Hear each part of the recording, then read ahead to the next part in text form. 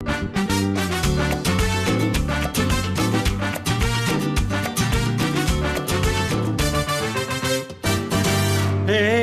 año 75, tras una mala semana, y para vergüenza del mundo, el Menda murió en la cama, después de muchas reuniones para arreglar el entuerto.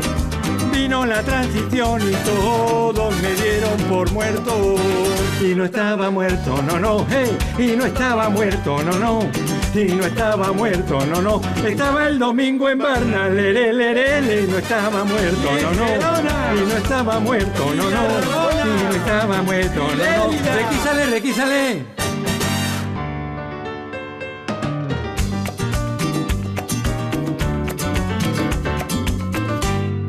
Y vino la policía, muy puesta de cortesía, para buscar unas urnas que estaban muy escondidas.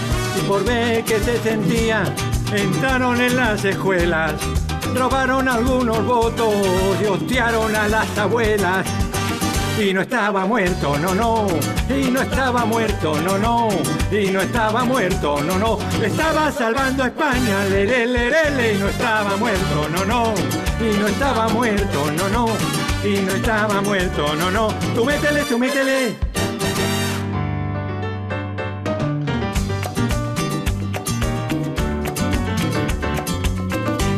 Tras 800 heridos, salen Rey y Fiscalía diciéndole a todo el mundo ¡que viva la policía!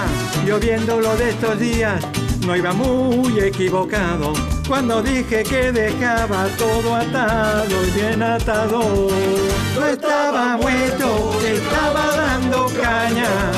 No estaba muerto, estaba dando caña. Y mi amigo Rafa Hernando, que les ha llamado nazi, ya ves, no estaba muerto, a ratos gobernaba. Los tanques les mando que cambien de postura, que quieren montar una dictadura, papá. Y no estaba muerto, no, no. Y no estaba muerto, no, no. Y no estaba muerto, no, no. Estaba salvando España, lerele. Y no estaba muerto, no, no. Y no estaba muerto, no, no. Y no estaba muerto, no, no. Tú mételes, tú mételes, mételes. Tú mételes, tú mételes, mételes. Tú mételes, tú mételes, mételes.